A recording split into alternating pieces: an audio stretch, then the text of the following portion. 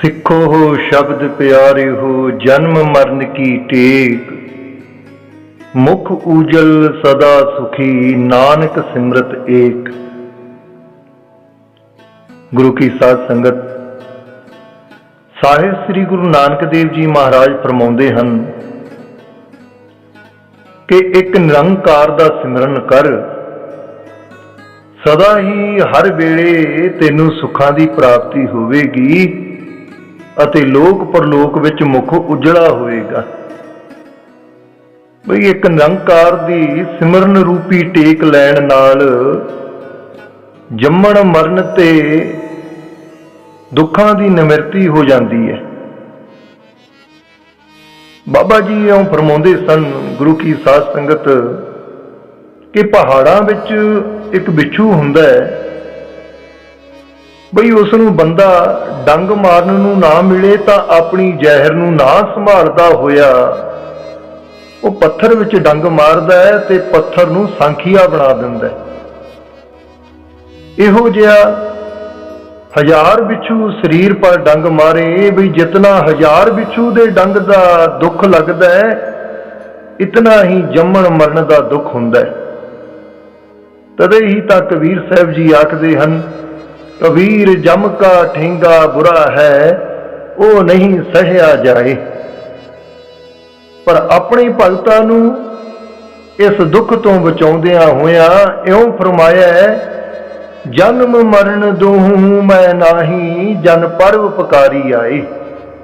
ਬਈ ਜੰਮਣ ਤੇ ਮਰਨ ਦੇ ਦੁੱਖ ਤੋਂ ਬਚਣ ਵਾਸਤੇ ਸਤਿਗੁਰੂ ਤਾਕੀਦ ਕਰਦੇ ਹਨ, ਹੇ ਮੇਰੇ ਮਿੱਤਰੋ ਤੇ ਹੇ ਮੇਰੇ ਪਿਆਰਿਓ, ਮਹਾਂਪੁਰਖਾਂ ਦੀ ਸੰਗਤ ਅਤੇ ਇਤਿਹਾਸ ਵਿੱਚੋਂ ਬਚਨਾਂ ਰੂਪੀ ਪੂਰਨਿਆਂ ਤੇ ਚੱਲੋ ਅਤੇ ਇੱਕ ਵਾਹਿਗੁਰੂ ਦਾ ਸਿਮਰਨ ਕਰੋ।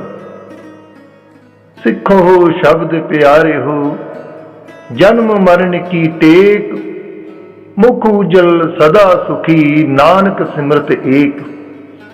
ਸੋ ਗੁਰੂ ਕੀ ਸਾਧ ਸੰਗਤ, ਧੰਨ ਧੰਨ ਬਾਬਾ ਆਨੰਦ ਸਿੰਘ ਜੀ ਮਹਾਰਾਜ ਜੀ ਦੀ ਕੋਈ ਵੀ ਸਾਖੀ ਸੁਣੀਏ ਜਾਂ ਪੜ੍ਹੀਏ, ਉਸ ਵਿੱਚੋਂ ਜ਼ਿੰਦਗੀ ਨੂੰ ਸਵਾਰਨ ਲਈ ਕੋਈ ਨਾ ਕੋਈ ਬੜੀ ਅਮੋਲਕ ਸਿੱਖਿਆ ਮਿਲਦੀ ਹੈ। ਬਹੁਤ ਵੱਡੀ ਕਮਾਈ ਕੀਤੀ ਹੈ ਧੰਨ ਧੰਨ ਬਾਬਾ ਆਨੰਦ ਸਿੰਘ ਜੀ ਮਹਾਰਾਜ ਜੀਆਂ ਨੇ। ਸਾਰੀ ਜ਼ਿੰਦਗੀ ਗੁਰੂ ਗ੍ਰੰਥ ਸਾਹਿਬ ਮਹਾਰਾਜ ਜੀ ਦੇ ਲੇਖੇ ਲਾਈ ਹੈ ਤੇ ਸਭ ਨੂੰ ਅੱਜ ਵੀ ਇਤਿਹਾਸ ਰਾਹੀਂ ਗੁਰੂ ਦੇ ਨਾਲ ਜੋੜ ਰਹੇ ਹਨ। ਆਓ ਅੱਜ ਮਨ ਬਿਰਤੀਆਂ ਇਕਾਗਰ ਕਰਕੇ ਬਾਬਾ ਜੀ ਦੀ ਅੱਜ ਵਾਲੀ ਸਾਖੀ ਸਰਵਣ ਕਰੀਏ ਕਿ ਬਾਬਾ ਜੀਆਂ ਨੇ ਬੜੂੰਦੀ ਵਿੱਚ ਕਿਵੇਂ ਚਰਨ ਪਾਏ ਤੇ ਕੀ ਕੀ ਬਖਸ਼ਿਸ਼ਾਂ ਕੀਤੀਆਂ।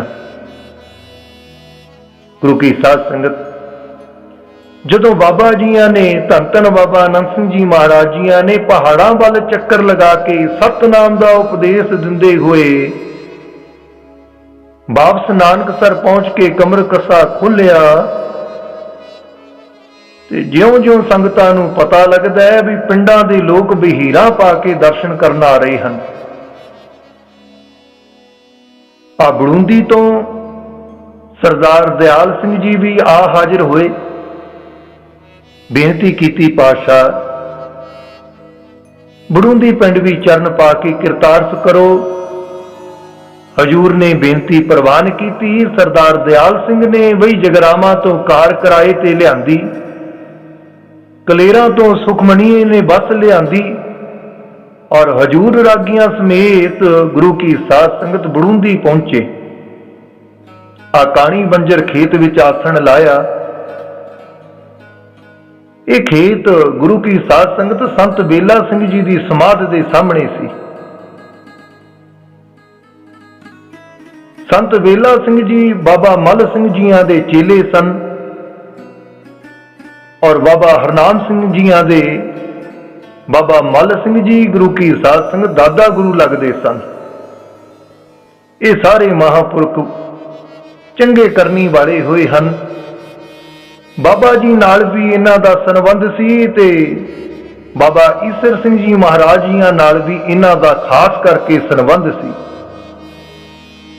ਬਾਬਾ ਮੱਲ ਸਿੰਘ ਜੀ ਗੁਰੂ ਕੀ ਸਾਧ ਸੰਗਤ ਖਾਸ ਬੜੂੰਦੀ ਪਿੰਡ ਦੇ ਸਨ, ਪਰ ਦੁਆਬੇ ਵਿੱਚ ਨਿੱਜਰਾਂ ਦੀ ਪੰਡੋਰੀ ਰਹਿੰਦੇ ਸਨ ਅਤੇ ਬੜੂੰਦੀ ਆਪਣਾ ਚੇਲਾ ਸੰਤ ਬੇਲਾ ਸਿੰਘ ਜੀ ਨੂੰ ਭੇਜਿਆ।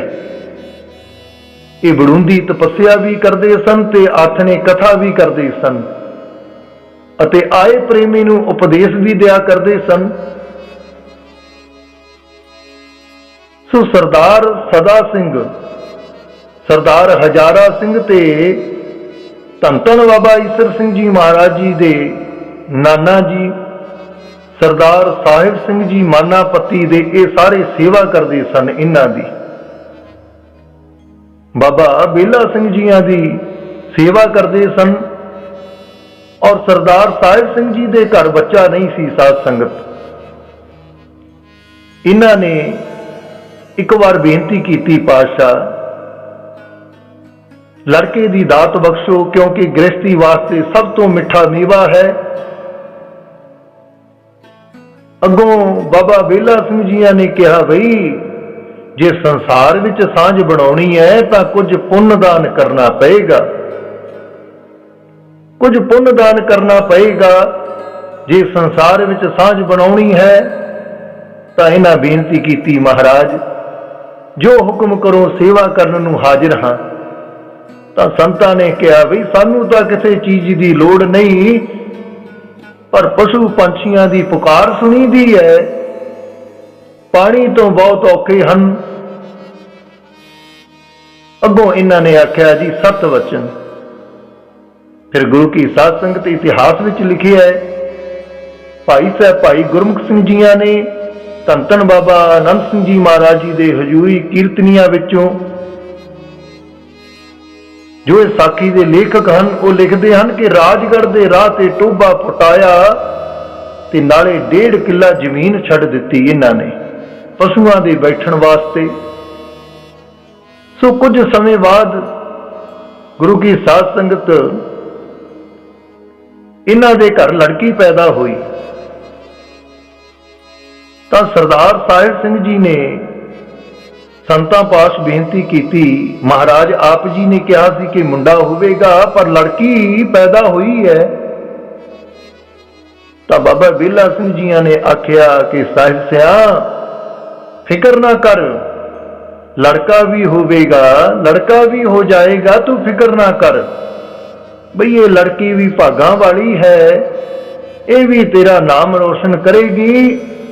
ਆ ਲੜਕੀ ਦਾ ਨਾਮ ਪ੍ਰਤਾਪ ਕੌਰ ਰੱਖਦੇ ਹੋ, ਬਈ ਇਹ ਬੜੇ ਪ੍ਰਤਾਪ ਵਾਲੀ ਹੋਵੇਗੀ। ਇਸ ਦੀ ਕੁੱਖ ਤੋਂ ਐਸਾ ਪ੍ਰਤਾਪੀ ਪੁਰਸ਼ ਪੈਦਾ ਹੋਵੇਗਾ ਜੋ ਸਾਰੇ ਸੰਸਾਰ ਵਿੱਚ ਸੂਰਜ ਦੀ ਤਰ੍ਹਾਂ ਰੋਸ਼ਨੀ ਕਰ ਦੇਵੇਗਾ। ਇੱਕ ਵਾਰ ਜਦ ਗੁਰੂ ਕੀ ਸਾਧ ਸੰਗਤ ਧੰਨ ਧੰਨ ਬਾਬਾ ਈਸਰ ਸਿੰਘ ਜੀ ਮਹਾਰਾਜ ਜੀ ਦੇ ਸਤਿਕਾਰਯੋਗ ਮਾਤਾ ਜੀ ਮਾਤਾ ਪ੍ਰਤਾਪ ਕੌਰ ਜੀ, ਛੋਟੀ ਉਮਰ ਵਿੱਚ ਜਦ ਇਹ ਕੰਨਿਆ 5 ਕੁ ਸਾਲ ਦੀ ਹੋਈ ਤਾਂ ਆਪਣੇ ਮਾਤਾ ਪਿਤਾ ਜੀ ਦੇ ਨਾਲ ਬਾਬਾ ਜੀ ਦੇ ਅਸਥਾਨ ਤੇ ਦਰਸ਼ਨ ਕਰਨ ਆਈ।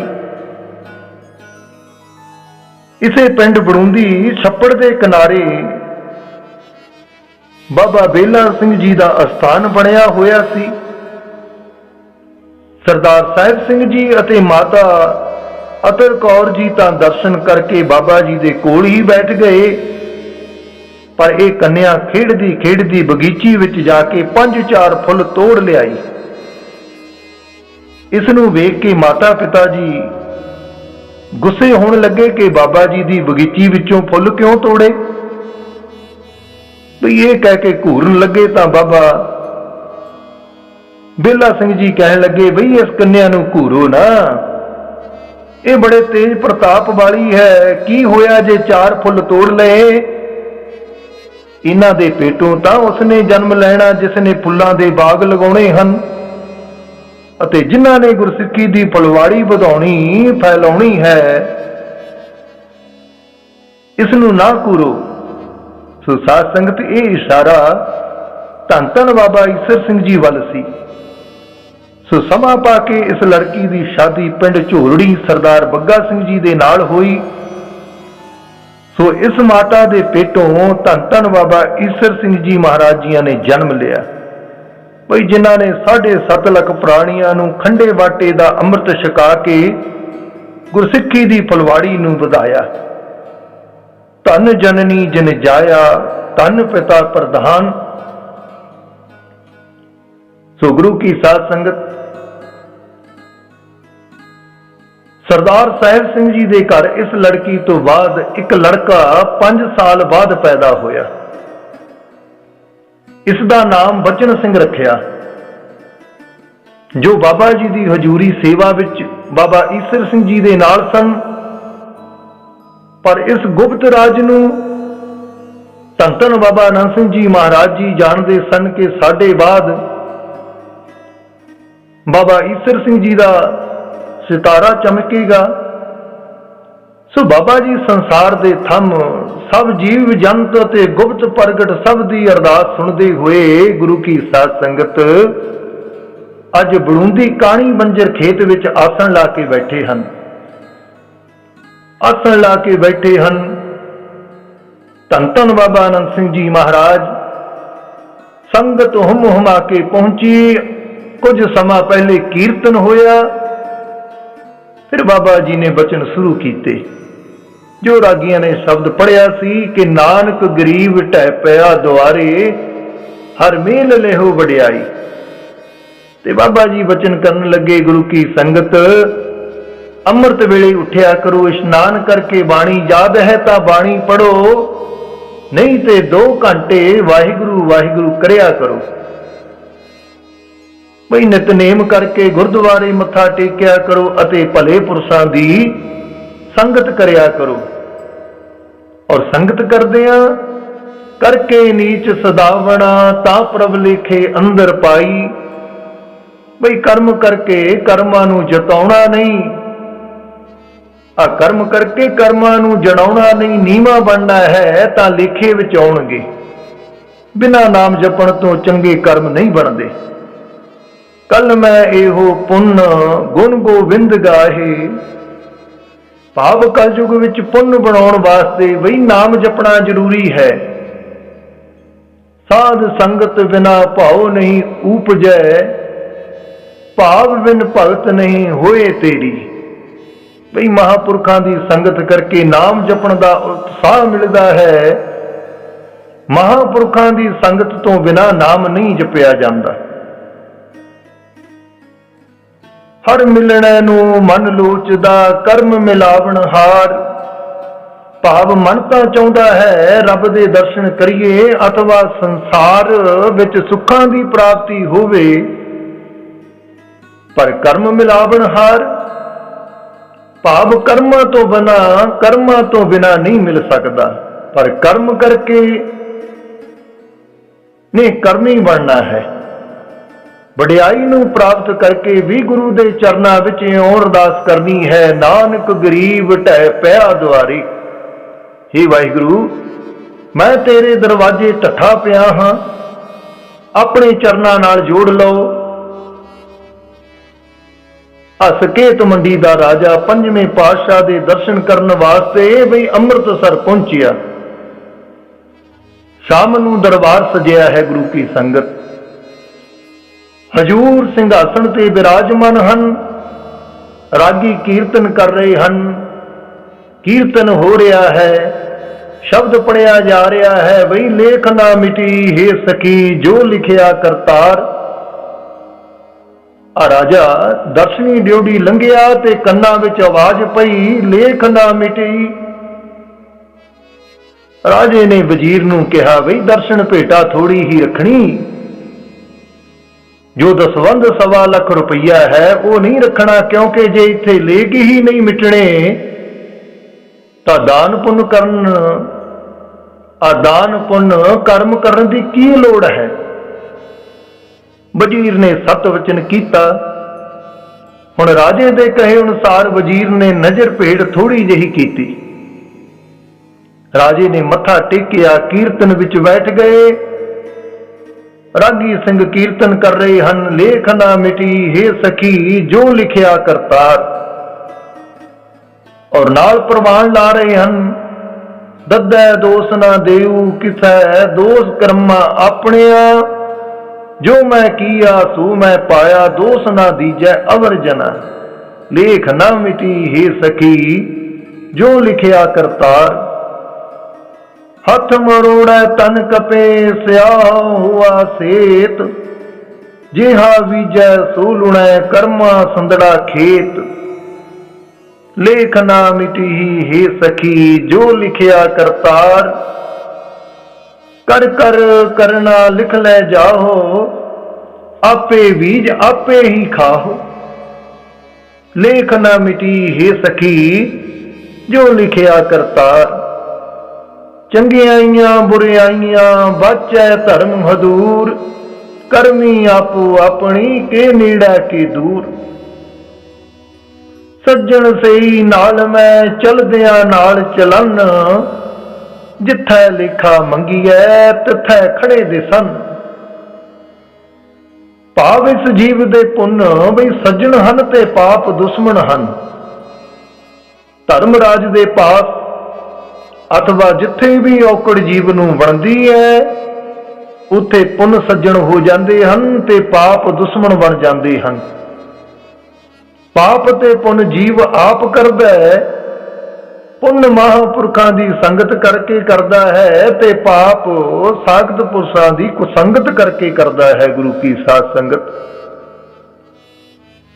जे जीव चंगी संगत करके नाम जपे तो जो माड़े लेख लिखे हैं बई वो माड़े लेख भी मिट जाते हैं, पर चंगे कर्म करने जरूरी हैं।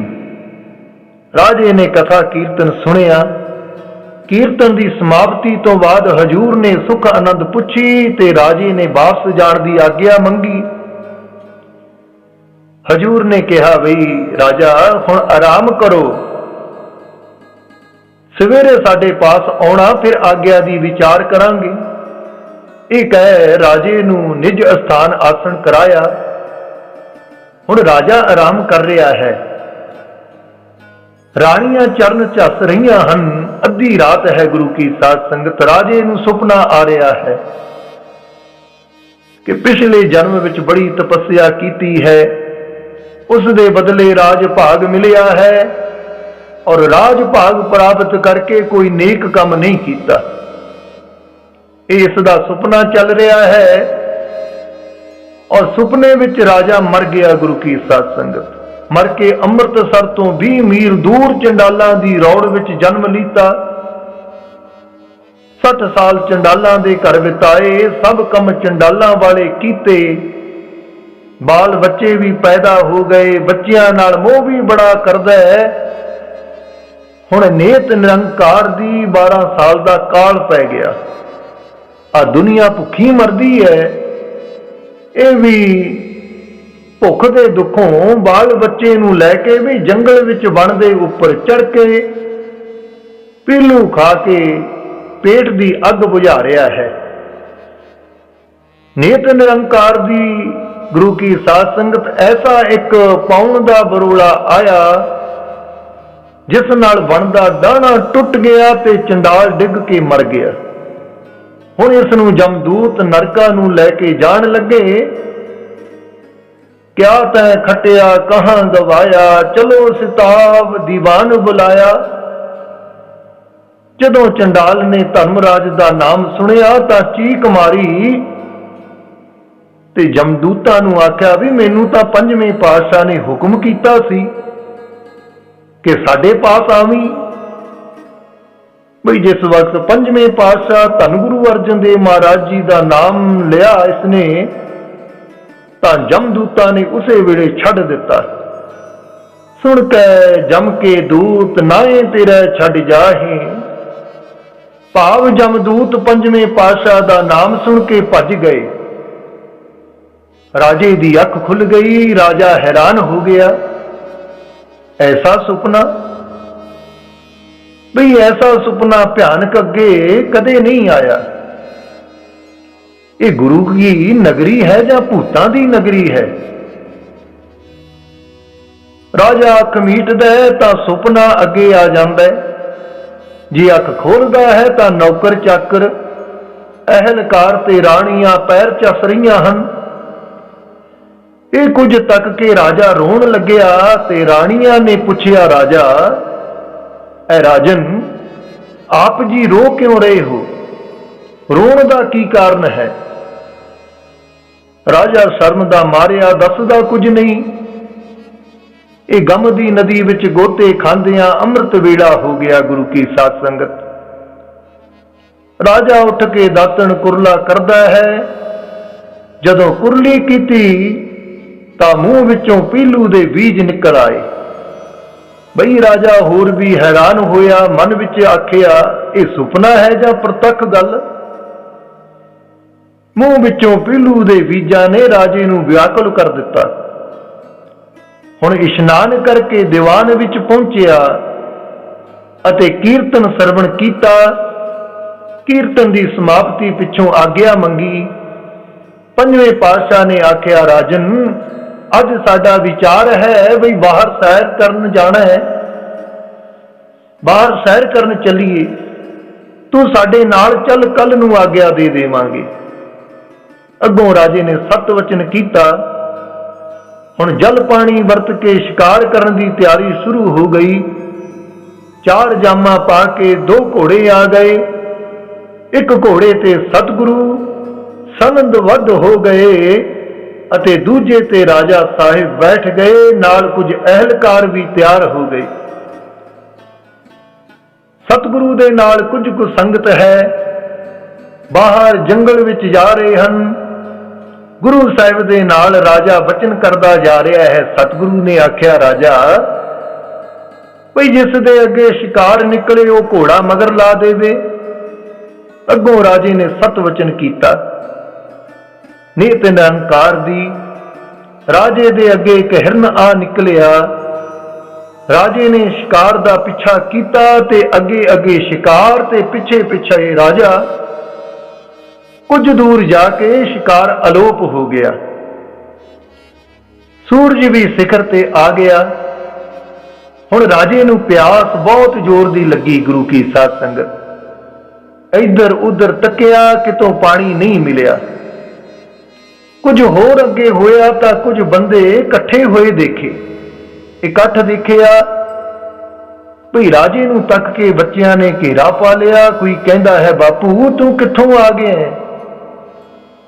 ਕੋਈ ਕਹਿੰਦਾ, ਚਾਚਾ ਘੋੜਾ ਇਹ ਕਿੱਥੋਂ ਲਿਆਇਆ ਹੈ? ਔਰ ਕੋਈ ਕਹਿੰਦਾ ਹੈ, ਤਾਇਆ ਇਹ ਕੱਪੜੇ ਕਿੱਥੋਂ ਪਾ ਕੇ ਆ ਗਿਆ ਹੈ?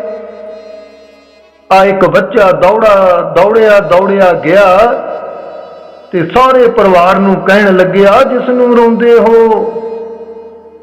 ਉਹ ਤਾਂ ਆ ਗਿਆ ਹੈ। ਸਾਰੇ ਰਾਜੇ ਦੇ ਪਾਸ ਆ ਗਏ ਤੇ ਕਹਿਣ ਲੱਗੇ, ਬਈ ਇਹ ਤੂੰ ਕੀ ਪਖੰਡ ਬਣਾਇਆ ਹੈ? ਚੱਲ ਸਿੱਧਾ ਹੋ ਕੇ ਘਰ ਦਾ ਕੰਮ ਕਰ। ਘਰ ਵਾਲੀ ਕਹਿਣ ਲੱਗੀ, ਪਤੀ ਜੀ ਤੁਸੀਂ ਤਾਂ ਮਰ ਗਏ ਸੀ, ਪਰ ਇਹ ਘੋੜਾ ਤੇ ਕਲਗੀ ਵਸਤਰ ਕਿੱਥੋਂ ਚੋਰੀ ਕਰਕੇ ਲੈ ਆਏ ਹੋ? ਬਾਹੋਂ ਫੜ ਕੇ ਕਿਹਾ, ਚੱਲ ਘਰ ਆਪਣੇ ਬਾਲ ਬੱਚੇ ਦਾ ਹਾਲ ਦੇਖ, ਕੀ ਹਾਲਤ ਹੋਈ ਹੈ ਸਾਡੀ। ਰਾਜੇ ਬਾਤ ਛੁੜਾਈ ਤੇ ਕਿਹਾ, ਬਈ ਮੈਂ ਸਕੇਤ ਮੰਡੀ ਦਾ ਰਾਜਾ ਹਾਂ, ਮੈਨੂੰ ਹੱਥ ਨਾ ਲਾਓ, ਤੁਹਾਨੂੰ ਕੋਈ ਭੁਲੇਖਾ ਲੱਗਿਆ ਹੈ। ਪਰ ਮਨ ਵਿੱਚ ਕਹਿੰਦਾ ਹੈ, ਬਈ ਜੋ ਰਾਤੀ ਸੁਪਨੇ ਵਿੱਚ ਦੇਖਿਆ ਹੈ ਉਹੀ ਪਰਿਵਾਰ ਹੈ, ਉਹੀ ਘਰ-ਬਾਰ, ਉਹੀ ਬਣਤੇ ਰਿਸ਼ਤੇਦਾਰ ਸਾਰੇ ਖੜੇ ਹਨ ਤੇ ਵਿੱਚੋਂ ਸਮਝਦਾ ਹੈ ਸਾਰਾ ਪਰਿਵਾਰ ਮੇਰਾ ਹੈ ਤੇ ਉੱਤੋਂ ਕਹਿੰਦਾ ਹੈ ਕਿ ਮੈਂ ਰਾਜਾ ਹਾਂ। ਇਹ ਰੌਲਾ ਪੈ ਰਿਹਾ ਹੈ। ਗੁਰੂ ਕੀ ਸਾਧ ਸੰਗਤ,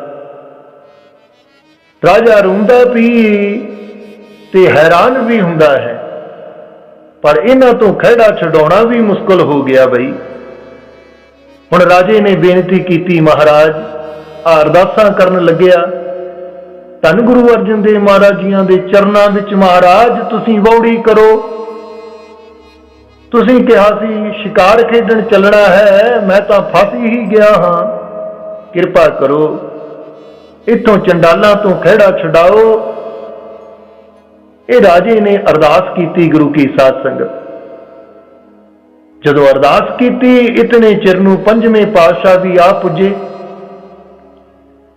ਹਜੂਰ ਨੂੰ ਤੱਕ ਕੇ ਰਾਜਾ ਚਰਨੀ ਡਿੱਗਾ, ਬੇਨਤੀ ਕੀਤੀ, ਪਾਤਸ਼ਾਹ ਇੱਥੋਂ ਬਚਾਓ, ਮੈਨੂੰ ਬਚਾ ਲਓ। ਹਜੂਰ ਨੇ ਇਹਨਾਂ ਹਰੀਜਨਾਂ ਨੂੰ ਤੱਕ ਕੇ ਕਿਹਾ, ਬਈ ਤੁਹਾਡਾ ਕੀ ਰੌਲਾ ਹੈ? ਰਾਜੇ ਨੂੰ ਕੀ ਕਹਿੰਦੇ ਹੋ? ਹਰੀਜਨਾਂ ਨੇ ਕਿਹਾ, ਮਹਾਰਾਜ, ਸਾਡੇ ਨਾਲ ਇਸ ਨੇ ਬੜਾ ਧੋਖਾ ਕੀਤਾ ਹੈ। ਸਾਹ ਚੜਾ ਕੇ ਮਰਿਆਂ ਵਾਂਗੂ ਹੋ ਗਿਆ ਤੇ ਅੱਜ ਘੋੜਾ ਤੇ ਸ਼ਸਤਰ ਲੈ ਕੇ ਆ ਖੜਾ ਹੋਇਆ ਹੈ। ਅਸੀਂ ਇਸ ਨੂੰ ਕਹਿੰਦੇ ਹਾਂ ਤੂੰ ਆਪਣਾ ਘਰ-ਬਾਰ ਸੰਭਾਲ ਤੇ ਕੰਮ ਕਰ। ਇਹ ਕਹਿੰਦਾ ਹੈ ਮੈਂ ਤਾਂ ਰਾਜਾ ਹਾਂ ਸਕੇਤ ਮੰਡੀ ਦਾ। ਮਹਾਰਾਜ, ਤੁਸੀਂ ਕੁਦਰਤੀ ਆ ਗਏ ਹੋ, ਤੁਸੀਂ ਸਾਡਾ ਫੈਸਲਾ ਕਰ ਦਿਓ। ਹਜੂਰ ਨੇ ਕਿਹਾ, ਰਾਜਾ, ਸਾਡਾ ਫੈਸਲਾ ਤੈਨੂੰ ਮਨਜ਼ੂਰ ਹੈ? ਰਾਜੇ ਨੇ ਕਿਹਾ, ਜੀ ਮਨਜ਼ੂਰ ਹੈ। ਹਜੂਰ ਨੇ ਹਰੀਜਨਾਂ ਨੂੰ ਮੁਖਾਤਬ ਕਰਕੇ ਕਿਹਾ, ਬਈ ਤੁਹਾਡਾ ਬੰਦਾ ਜੋ ਮਰਿਆ ਸੀ ਉਸ ਨੂੰ ਤੁਸੀਂ ਕੀ ਕੀਤਾ ਸੀ? ਅੱਗੋਂ ਉਹਨਾਂ ਕਿਹਾ, ਜੀ ਉਸ ਨੂੰ ਅਸੀਂ ਦਫਨਾਇਆ ਸੀ ਤੇ ਕਬਰ ਬਣਾਈ ਹੈ ਮਹਾਰਾਜ। ਹਜੂਰ ਨੇ ਕਿਹਾ, ਬਈ ਕਬਰ ਪੁੱਟੀਏ, ਜੇ ਨਾ ਨਿਕਲਿਆ ਤਾਂ ਤੁਸੀਂ ਇਸ ਨੂੰ ਫੜ ਕੇ ਲੈ ਜਾਇਓ। ਚਲੋ ਕਬਰ ਪੁੱਟੀਏ, ਜੇ ਨਾ ਨਿਕਲਿਆ ਤਾਂ ਤੁਸੀਂ ਇਸ ਨੂੰ ਫੜ ਕੇ ਲੈ ਜਾਇਓ। ਅੱਗੋਂ ਹਰੀਜਨਾਂ ਨੇ ਕਿਹਾ, ਜੀ ਸਾਨੂੰ ਮਨਜ਼ੂਰ ਹੈ। ਰਾਜੇ ਨੇ ਹੱਥ ਜੋੜ ਬੇਨਤੀ ਕੀਤੀ, ਜੀ ਮੇਰੀ ਇੱਕ ਗੱਲ ਤਾਂ ਸੁਣ ਲਓ। ਰਾਜਾ ਵੱਖਰਾ ਹੋ ਕੇ ਕਹਿਣ ਲੱਗਿਆ, ਮਹਾਰਾਜ, ਕਬਰ ਵਿੱਚੋਂ ਨਿਕਲਣਾ ਕੋਈ ਨਹੀਂ, ਇਹਨਾਂ ਨੇ ਮੈਨੂੰ ਇੱਥੇ ਬਿਠਾ ਲੈਣਾ ਹੈ। ਕਿਉਂਕਿ ਰਾਜਾ ਰਾਤ ਵਾਲਾ ਸੁਪਨਾ ਤੱਕ ਕੇ ਸਮਝ ਰਿਹਾ ਸੀ ਗੁਰੂ ਕੀ ਸਾਧ ਸੰਗਤ, ਨਾਲੇ ਡਰ ਰਿਹਾ ਸੀ ਕਿ ਹਰੀਜਨ ਸੱਚੇ ਹਨ। ਹਜੂਰ ਨੇ ਦਿਲਾਸਾ ਦਿੱਤਾ, ਰਾਜਾ, ਐ ਰਾਜਨ ਤੂੰ ਫਿਕਰ ਨਾ ਕਰ, ਅਸੀਂ ਤੈਨੂੰ ਇੱਥੇ ਛੱਡ ਕੇ ਨਹੀਂ ਜਾਂਦੇ। ਹੁਣ ਪੰਜਵੇਂ ਪਾਤਸ਼ਾਹ ਧੰਨ ਗੁਰੂ ਅਰਜਨ ਦੇਵ ਜੀ ਮਹਾਰਾਜ ਜੀਆਂ ਨੇ ਆਖਿਆ, ਚਲੋ ਬਈ ਜਿੱਥੇ ਤੁਸੀਂ ਮੁਰਦੇ ਨੂੰ ਦੱਬਿਆ ਹੈ, ਚਲੋ ਉੱਥੇ ਜਾ ਕੇ ਦੇਖੀਏ। ਸਾਰੇ ਕਬਰ ਦੇ ਪਾਸ ਆਏ। ਹਜੂਰ ਨੇ ਕਬਰ ਪੁੱਟਣ ਦਾ ਹੁਕਮ ਦਿੱਤਾ। ਜਦੋਂ ਕਬਰ ਪੁੱਟੀ ਨਾ ਗੁਰੂ ਕੀ ਸਾਧ ਸੰਗਤ, ਤਾਂ ਕੱਲ ਵਾਲਾ ਸਰੀਰ ਨਿਕਲ ਆਇਆ। ਇਹ ਦੇਖ ਕੇ ਹਰੀਜਨ ਵੀ ਮੰਨ ਗਏ ਤੇ ਰਾਜਾ ਵੀ ਖੁਸ਼ ਹੋ ਗਿਆ ਕਿ ਮੇਰੀ ਜਾਨ ਬਚੀ। ਹੁਣ ਸਤਿਗੁਰ ਰਾਜੇ ਨੂੰ ਨਾਲ ਲੈ ਕੇ ਆਏ। ਰਾਜੇ ਨੇ ਅੰਮ੍ਰਿਤਸਰ ਪਹੁੰਚਦਿਆਂ ਹੀ ਛੁੱਟੀ ਮੰਗੀ। ਹਜੂਰ ਨੇ ਕਿਹਾ, ਰਾਜਨ, ਅੱਜ ਨਹੀਂ ਕੱਲ ਨੂੰ ਛੁੱਟੀ ਦੇਵਾਂਗੇ। ਇਹ ਸੁਣ ਕੇ ਰਾਜਾ ਚੁੱਪ ਕਰ ਗਿਆ। ਸ਼ਾਮਾਂ ਨੂੰ ਰਾਜ ਦਰਬਾਰ, ਗੁਰੂ ਕੀ ਸਾਧ ਸੰਗਤ, ਸ਼ਾਮਾਂ ਨੂੰ ਰਾਜਾ ਦਰਬਾਰ ਵਿੱਚ ਪਹੁੰਚਿਆ। ਹਜੂਰ ਨੇ ਰਾਗੀਆਂ ਨੂੰ ਇਸ਼ਾਰਾ ਕੀਤਾ ਵੀ ਪਰਸੋਂ ਵਾਲਾ ਸ਼ਬਦ ਪੜੋ। ਤਾਂ ਰਾਗੀਆਂ ਨੇ ਸ਼ਬਦ ਪੜਿਆ, ਲੇਖ ਨਾ ਮਿਟੀ ਹੇ ਸਖੀ, ਲੇਖ ਨਾ ਮਿਟੀ ਹੇ ਸਖੀ, ਜੋ ਲਿਖਿਆ ਕਰਤਾਰ। ਜਦੋਂ ਇਹ ਸ਼ਬਦ ਸੁਣਿਆ ਰਾਜੇ ਨੇ ਤਾਂ ਰਾਜੇ ਨੇ ਘੁਣਸ ਖਾਧੀ। ਹਜੂਰ ਨੇ ਪੁੱਛਿਆ, ਰਾਜਾ, ਕੋਈ ਫੁਰਨਾ ਬਣਿਆ ਹੀ? ਰਾਜੇ ਨੇ ਕਿਹਾ, ਜੀ ਇੱਥੇ ਰੇਖਾ ਮਿਟਾਉਣ ਵਾਸਤੇ ਆਏ ਸੀ। ਜੇ ਇੱਥੇ ਵੀ ਰੇਖਾ ਨਾ ਬਦਲੀ ਤਾਂ ਹੋਰ ਕਿੱਥੇ ਬਦਲੇਗੀ? ਤਾਂ ਅੰਤਰਜਾਮੀ ਸਤਿਗੁਰੂ ਆਖਣ ਲੱਗੇ, ਰਾਜਨ, ਜੋ ਰਾਤ ਨੂੰ ਸੁਪਨੇ ਵਿੱਚ ਦੇਖਿਆ ਹੈ, ਬਿਰਤਾਂਤ ਖੋਲ ਕੇ ਦੱਸ, ਕੀ ਵੇਖਿਆ ਹੈ? ਤਾਂ ਰਾਜੇ ਨੇ ਸਤ ਵਚਨ ਕਰਕੇ ਸੁਪਨੇ ਦੀ ਸਾਰੀ ਕਹਾਣੀ ਸੰਗਤ ਵਿੱਚ ਸੁਣਾਈ। ਹਜੂਰ ਨੇ ਆਖਿਆ, ਬਈ ਜੋ ਸੁਪਨੇ ਵਿੱਚ ਦੇਖਿਆ ਹੈ ਅੱਜ ਪ੍ਰਤੱਖ ਅੱਖੀਂ ਨਹੀਂ ਦੇਖਿਆ? ਰਾਜੇ ਨੇ ਆਖਿਆ, ਜੀ ਦੇਖਿਆ ਹੈ। ਤਾਂ ਹਜੂਰ ਨੇ ਕਿਹਾ, ਰਾਜਨ, ਜਿਸ ਸ਼ਰਧਾ ਤੇ ਭਾਵਨਾ ਨਾਲ ਘਰੋਂ ਦਰਸ਼ਨ ਕਰਨ ਆਇਆ ਸੀ, ਬਈ ਉਸ ਭਾਵਨਾ ਨਾਲ ਆ ਜਾਂਦਾ ਤਾਂ ਇਹ ਸੁਪਨਾ ਵੀ ਮਿਟ ਜਾਂਦਾ। ਪਰ ਤੇਰੇ ਮਨ ਵਿੱਚ ਸੰਸਾ ਬਣ ਗਿਆ ਤੇ ਗੁਰੂ ਤੋਂ ਨਿਸਰਦਕ ਹੋ ਗਿਆ। ਇਸ ਕਾਰਨ ਤੈਨੂੰ ਸੁਪਨੇ ਵਿੱਚ ਇਹ ਸਭ ਭੋਗਣਾ ਪਿਆ। ਰਾਜਾ, ਲੇਖ ਨਾ ਮਿਟਹੀ, ਬਈ ਕਿੰਨਾ ਦੇ? ਲੇਖ ਨਾ ਮਿਟਹੀ ਨਿਸਰਦਕ ਦੀ, ਲੇਖ ਨਾ ਮਿਟਹੀ ਕੁਸੰਗੀ ਦੀ। ਰਾਜਨ, ਲੇਖ ਨਾ ਮਿਟਹੀ ਸਾਖਤ ਪੁਰਸ਼ ਦੀ, ਲੇਖ ਨਾ ਮਿਟਹੀ ਨਿੰਦਕ ਦੀ। ਆ ਸਤਿਗੁਰੂ ਆਖਦੇ ਹਨ, ਅਵਖਦ ਸਭੇ ਕੀਤਿਅਨ ਨਿੰਦਕ ਕਾ ਦਾਰੂ ਨਾਹੀ। ਭਾਵ ਨਿੰਦਕ ਸਾਖਤ ਪੁਰਸ਼ ਦੀ ਰੇਖਾ ਨਹੀਂ ਮਿਟਦੀ, ਪਰ ਜੇ ਨਾਮ ਜਪਣ ਵਾਲੇ ਦੀ ਸਤਪੁਰਸ਼ਾਂ ਦੀ ਸੰਗਤ ਕਰਨ ਵਾਲੇ ਦੀ ਰੇਖਾ ਨਾ ਬਦਲੇਗੀ, ਬਈ ਤਾਂ ਨਾਮ ਜਪਣ ਦੀ ਕੀ ਲੋੜ ਹੈ। ਜੇ ਸਤਪੁਰਸ਼ਾਂ ਦੀ ਸੰਗਤ ਕਰਨ ਨਾਲ ਔਰ ਨਾਮ ਜਪਣ ਵਾਲਿਆਂ ਦੀ ਸੰਗਤ ਕਰਨ ਨਾਲ ਰੇਖਾ ਨਾ ਬਦਲੇ, ਫਿਰ ਨਾਮ ਜਪਣ ਦੀ ਕੀ ਲੋੜ ਹੈ।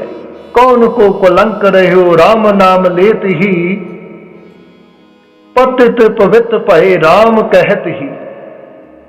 ਰਹਾਉ ਰਾਮ ਸੰਗ ਨਾਮਦੇਵ ਜਨ ਕੋ ਪ੍ਰਤਗਿਆ ਆਈ, ਇਕਾਦਸੀ ਵਰਤ ਰਹਿ ਕਾਹੇ ਕੋ ਤੀਰਥ ਜਾਈ।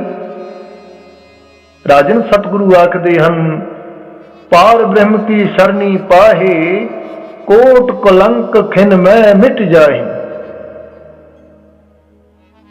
ਭਾਵ ਗੁਰੂ ਕੀ ਸਾਧ ਸੰਗਤ ਸਤਿਗੁਰੂ ਨੇ ਰਾਜੇ ਨੂੰ ਸਮਤ ਬਖਸ਼ੀ ਤੇ ਦੱਸਿਆ ਕਿ ਰਾਜਾ, ਨਾਮ ਸਿਮਰਨ ਕਰਨ ਨਾਲ ਰੇਖਾ ਮਿਟ ਜਾਂਦੀ ਹੈ, ਮਾੜੀਆਂ ਰੇਖਾਵਾਂ ਮਿਟ ਜਾਂਦੀਆਂ ਨੇ। ਸੋ ਇਸ ਤਰ੍ਹਾਂ ਰਾਜੇ ਦੇ ਸਾਰੇ ਸੰਸਕੇ ਨਿਮਰਤ ਕੀਤੇ। ਜਦੋਂ ਬਾਬਾ ਜੀ ਨੇ ਇਹ ਸਾਖੀ ਸੁਣਾਈ ਗੁਰੂ ਕੀ ਸਾਧ ਸੰਗਤ, ਤਾਂ ਉਸ ਵੇਲੇ ਸਰਦਾਰ ਦੀਦਾਰ ਸਿੰਘ ਦਿਆਲ ਸਿੰਘ ਦਾ ਬਾਪ ਭੁੱਬਾ ਮਾਰ ਕੇ ਰੋ ਪਿਆ। ਹਜੂਰ ਨੇ ਪੁੱਛਿਆ, ਬਿਰਧਾ ਰੋਂਦਾ ਕਿਉਂ ਹੈ? ਤਾਂ ਇਸ ਬਿਰਧ ਨੇ ਆਖਿਆ, ਪਾਤਸ਼ਾਹ ਸਾਨੂੰ ਬਖਸ਼ੋ, ਅਸੀਂ ਬੜੇ ਗੁਨਾਹੀ ਹਾਂ।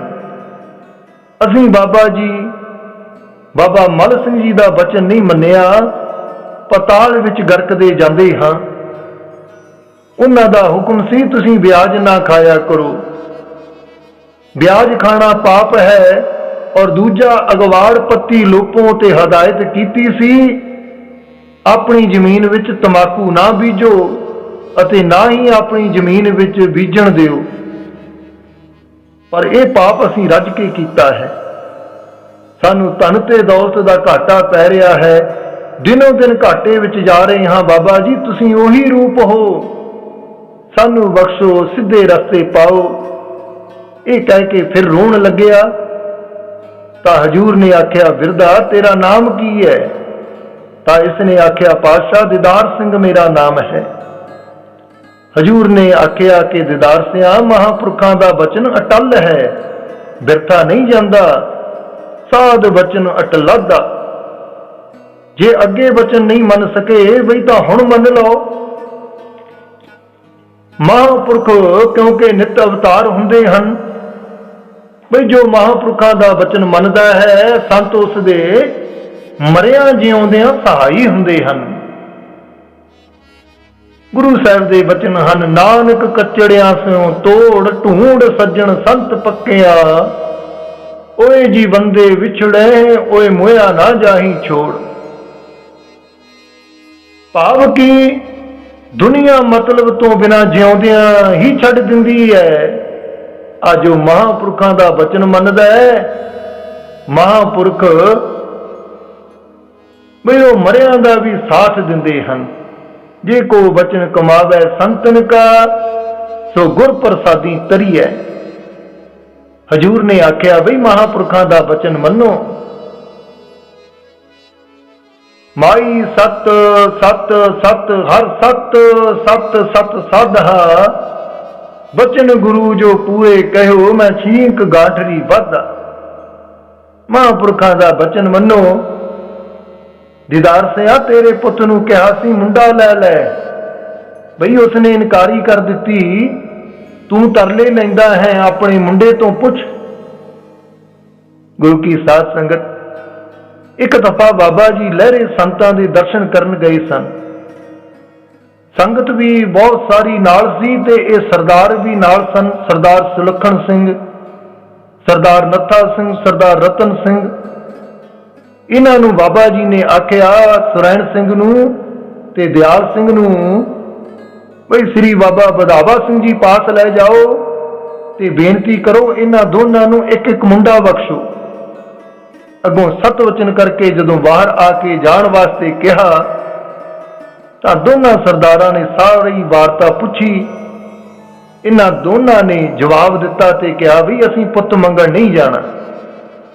ਹੁਣ ਇਹਨਾਂ ਨੇ ਅੰਦਰ ਬਾਬਾ ਜੀ ਪਾਸ ਬੇਨਤੀ ਕੀਤੀ, ਪਾਤਸ਼ਾਹ ਉਹਨਾਂ ਨੇ ਇਨਕਾਰੀ ਕਰ ਦਿੱਤੀ ਹੈ। ਹਜ਼ੂਰ ਨੇ ਅੰਦਰ ਬੁਲਾ ਕੇ ਪੁੱਛਿਆ, ਤੁਹਾਨੂੰ ਪੁੱਤ ਨਹੀਂ ਚਾਹੀਦਾ? ਦੋਨਾਂ ਨੇ ਬੇਨਤੀ ਕੀਤੀ, ਪਾਤਸ਼ਾਹ ਸਾਡੀ ਇਹ ਬੇਨਤੀ ਹੈ ਕਿ ਤੁਹਾਥੋਂ ਬਿਨਾਂ ਹੋਰ ਕਿਸੇ ਤੇ ਭਾਵਨਾ ਹੀ ਨਾ ਬਣੇ। ਹੋਰ ਸੰਸਾਰੀ ਪਦਾਰਥ ਤਾਂ ਆਉਣੇ ਜਾਣੇ ਹਨ। ਅੱਗੋਂ ਬਾਬਾ ਜੀ ਨੇ ਕਿਹਾ ਵੀ ਜਿਵੇਂ ਤੁਹਾਡੀ ਮਰਜ਼ੀ।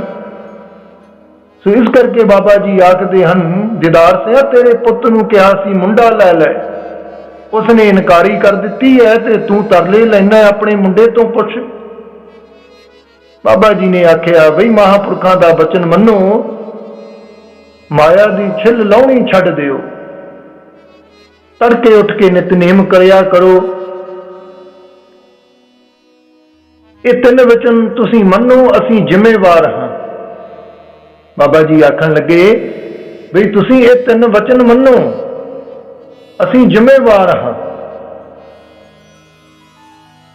ਪਿਛਲੇ ਗੁਨਾਹ ਵੀ ਬਖਸ਼ੇ ਤੇ ਅੱਗੇ ਨੂੰ ਧਰਮਰਾਜ ਵੀ ਨਹੀਂ ਪੁੱਛੇਗਾ। ਨੇਕ ਕੰਮ ਕਰੋ, ਜੇ ਕਿਸੇ ਦਾ ਭਲਾ ਨਹੀਂ ਕਰ ਸਕਦੇ ਤਾਂ ਬੁਰਾ ਵੀ ਨਾ ਕਰੋ।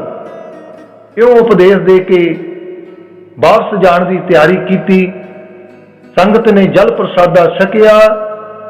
ਕਾਰ ਵਿੱਚ ਬੈਠ ਕੇ ਬੇਨਤੀ ਕੀਤੀ, ਪਾਤਸ਼ਾਹ ਆ ਇੱਥੇ ਨੇੜੇ ਹੀ ਭੈਣੀ ਮੇਰਾ ਪਿੰਡ ਹੈ, ਇਸ ਪਾਸੇ ਦੀ ਰਸਤਾ ਵੀ ਠੀਕ ਹੈ, ਜੇ ਹੁਕਮ ਹੋਵੇ ਤਾਂ ਇੱਥੇ ਵੀ ਚਰਨ ਪਾ ਦਿਓ। ਹਜ਼ੂਰ ਇਸ ਦੀ ਸਾਧਾਰਨ ਜੀ ਬੇਨਤੀ ਸੁਣ ਕੇ ਪ੍ਰਸੰਨ ਹੋਏ, ਕਿਹਾ ਵੀ ਬਾਗਾਂ ਤਾਂ ਤੇਰੇ ਹੱਥ ਵਿੱਚ ਹਨ, ਜਿੱਧਰ ਤੇਰਾ ਜੀ ਕਰਦਾ ਲੈ ਚੱਲ। ਅੱਗੋਂ ਸਤ ਵਚਨ ਕਹਿ ਭੈਣੀ ਪਿੰਡ ਲੈ ਗਿਆ ਗੁਰੂ ਕੀ ਸਾਧ ਸੰਗਤ। ਨਵਾਂ ਪ੍ਰੇਮੀ ਸੀ, ਬਾਹਰ ਖੂਹ ਤੇ ਵੱਡਾ ਸਾਰਾ ਮੰਜਾ ਪਿਆ ਸੀ, ਉਸ ਪਰ ਆਸਣ ਲਾ ਦਿੱਤਾ। ਹਜ਼ੂਰ ਨੇ ਉਸ ਦੀ ਸ਼ਰਧਾ ਦੇਖ ਕੇ ਮੰਜਾ ਪ੍ਰਵਾਨ ਕੀਤਾ। ਉੱਪਰ ਚੌਂਕੜਾ ਮਾਰ ਕੇ ਬੈਠ ਗਏ। ਉਸ ਵੇਲੇ ਬਾਬਾ ਜੀ ਦਾ ਜਲਾਲ ਐਸਾ ਸੀ ਗੁਰੂ ਕੀ ਸਾਧ ਸੰਗਤ, ਆ ਜਿਵੇਂ ਗੁਰੂ ਨਾਨਕ ਸਾਹਿਬ ਮਹਾਰਾਜ ਜੀ ਦੇ ਫੋਟੋ ਦੇਖਦੇ ਹਾਂ, ਇਸ ਫੋਟੋ ਵਿੱਚ ਤੇ ਬਾਬਾ ਜੀ ਵਿੱਚ ਕੋਈ ਭੇਦ ਨਹੀਂ ਸੀ ਮਾਲੂਮ ਹੁੰਦਾ। ਇੱਥੇ ਸੰਗਤ ਦਾ ਬਹੁਤ ਇਕੱਠ ਹੋ ਗਿਆ। ਹਜ਼ੂਰ ਨੇ ਬਾਣੀ ਦੁਆਰਾ ਸਭ ਨੂੰ ਨਿਹਾਲ ਕੀਤਾ। ਇੱਥੇ ਵੀ ਜਲ ਪਾਣੀ ਛਕ ਕੇ ਫਿਰ ਅੱਗੇ ਰਾਜਕੋਟ ਤੋਂ ਹੁੰਦੇ ਹੋਏ ਜਗਰਾਮੀ ਵਾਪਸ ਪਹੁੰਚ ਗਏ। ਸੋ ਇਸ ਤਰ੍ਹਾਂ ਬਾਬਾ ਜੀ ਨੇ ਬੜੁੰਦੀ ਪਿੰਡ ਵਿੱਚ ਚਰਨ ਪਾ ਕੇ ਸੰਗਤਾਂ ਨੂੰ ਨਿਹਾਲ ਕੀਤਾ ਔਰ ਸਿੱਧੇ ਰਸਤੇ ਪਾਇਆ ਗੁਰੂ ਕੀ ਸਾਧ ਸੰਗਤ। ਇਸ ਚੈਨਲ ਨੂੰ ਵੱਧ ਤੋਂ ਵੱਧ ਸਬਸਕ੍ਰਾਈਬ ਕਰਨ ਦੀ ਕਿਰਪਾਲਤਾ ਕਰਨੀ, ਲਾਈਕ ਔਰ ਕਮੈਂਟ ਜ਼ਰੂਰ ਕਰ ਦਿਆ ਕਰੋ। ਬਾਬਾ ਜੀ ਦੀਆਂ ਲਗਾਤਾਰ ਸਾਖੀਆਂ ਸੁਣਨ ਲਈ ਇਸ ਚੈਨਲ ਨਾਲ ਜੁੜੇ ਰਹਿਣਾ। ਬਾਬਾ ਜੀ ਦੀ ਹਰ ਸਾਖੀ ਦੇ ਵਿੱਚੋਂ ਸਿੱਖਿਆ ਮਿਲਦੀ ਹੈ ਸਾਧ ਸੰਗਤ, ਜਿਹੜਾ ਸਾਡਾ ਲੋਕ ਤੇ ਪ੍ਰਲੋਕ ਸਵਾਰੇਗੀ। ਸੋ ਇੰਨੀਆਂ ਬੇਨਤੀਆਂ ਪ੍ਰਵਾਨ ਕਰਨੀਆਂ, ਹੋਈਆਂ ਭੁੱਲਾਂ ਚੁੱਕਾਂ ਦੀ ਖਿਮਾ ਬਖਸ਼ਿਸ਼ ਕਰਨੀ ਜੀ। ਵਾਹਿਗੁਰੂ ਜੀ ਕਾ ਖਾਲਸਾ, ਵਾਹਿਗੁਰੂ ਜੀ ਕੀ ਫਤਿਹ।